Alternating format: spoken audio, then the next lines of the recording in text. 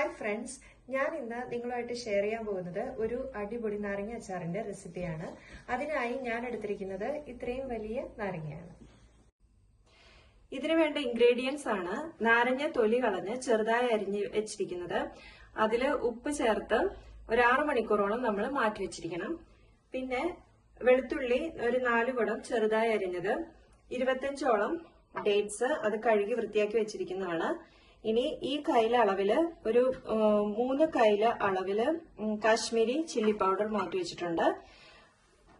ഇത് 2 table spoon ഉലുവ, 3.5 table spoon കടുക്, ഇതയം എള്ളെണ്ണ, വിനാഗിരി. ഇത്രയുമാണ് ഈ ഒരു അച്ചാർ ഉണ്ടാക്കുന്നതിന് നമുക്ക് വേണ്ട ഇൻഗ്രീഡിയൻസ്.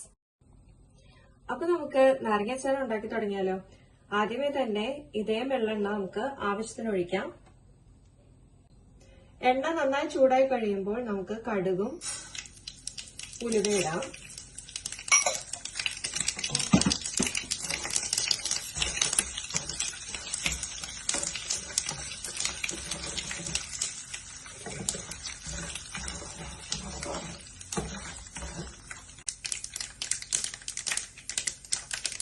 ഇൻഗ്രീഡിയന്റ് ലിസ്റ്റിൽ പറയാൻ വിട്ടുപോയ ഒരാളുണ്ടായിരുന്നു, അത് കറി ലീവ്സ് ആയിരുന്നു. കടുക് നന്നായി പൊട്ടിത്തെറിഞ്ഞതിന് ശേഷം നമുക്ക് കറി ലീവ്സ് ഇടാം.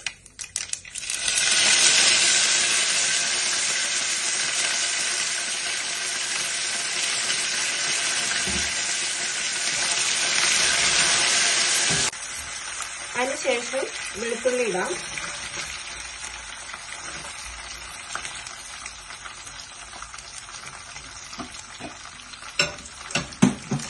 വെളുത്തുള്ളി നന്നായിട്ടൊന്ന് വഴറ്റിയെടുക്കുന്നവരെ ഇളക്കി കൊടുത്തുകൊണ്ടിരിക്കുക. വെളുത്തുള്ളി നന്നായി മൊരിഞ്ഞ ശേഷം നമുക്ക് കുറച്ച് വിനാഗിരി ഒഴിക്കാം. കുറച്ച് വിനാഗിരി ഒഴിക്കുന്നുള്ളൂ. ഓൾറെഡി നാരങ്ങയ്ക്ക് നല്ല പുളിയുള്ള കാരണം കുറച്ച് വിനാഗിരിയുടെ ആവശ്യമേ ഉള്ളൂ. അതിനുശേഷം ഈന്തപ്പഴം ഇടാം. ഈ ഈന്തപ്പഴം നന്നായിട്ട് അലിയുന്നതിന് ഈ വിനാഗിരി സഹായിക്കുന്നു. പിന്നെ ഇതൊരു ഹെൽത്തി ആയിട്ടുള്ള ചിക്കനാണെന്ന് വേണമെങ്കിൽ പറയാം. കാരണം വെച്ച് കഴിഞ്ഞാൽ ഞാൻ കണ്ടിട്ടുണ്ട് ചിലരൊക്കെ പഞ്ചസാര ആഡ് ചെയ്യും ഈ നാരങ്ങ അച്ചാറൊക്കെ ഉണ്ടാക്കുമ്പോൾ അതിന്റെ പുളി ഒന്ന് കുറയ്ക്കാൻ വേണ്ടിയിട്ട്.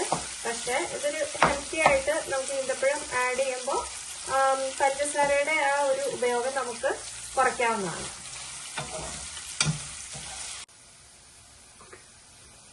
ഈന്തപ്പഴം നന്നായി അലിഞ്ഞതിന് ശേഷം നമുക്ക് മുളക് പൊടി ചേർക്കാം.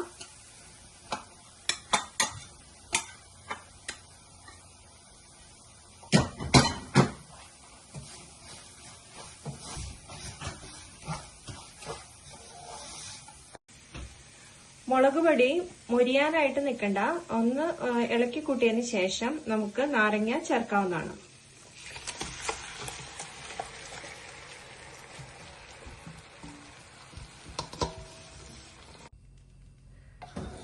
നാരങ്ങയെല്ലാം കൂട്ടി യോജിപ്പിച്ചതിന് ശേഷം ഒന്ന് ടേസ്റ്റ് നോക്കാം.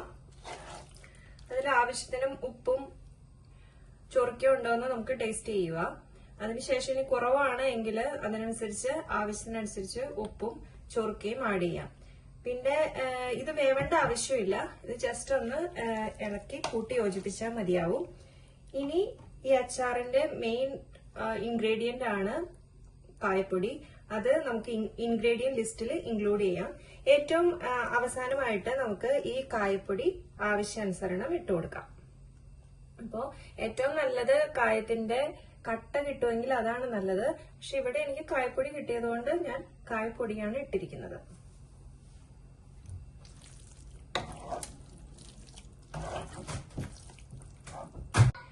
ഡേറ്റ്സ് ചേർത്തുകൊണ്ടുള്ള ഈ നാരങ്ങയുടെ റെസിപ്പി എനിക്ക് കിട്ടിയത് എന്റെ മദർ-ഇൻ-ലോയുടെ കയ്യിൽ നിന്നാണ്. അപ്പോൾ ഇതിനൊരു പ്രത്യേക ടേസ്റ്റ് ഉണ്ട്. അതുകൊണ്ടാണ് ഞാൻ ഈ റെസിപ്പി നിങ്ങൾ എല്ലാവരുമായിട്ട് ഷെയർ ചെയ്തത്. എല്ലാവരും ഇതൊന്ന് ട്രൈ ചെയ്ത് കമന്റ് ബോക്സിൽ ഇടുക. ഇനി പുതിയൊരു വീഡിയോ വരുന്നത് വരെ bye from CM Square Vlogs.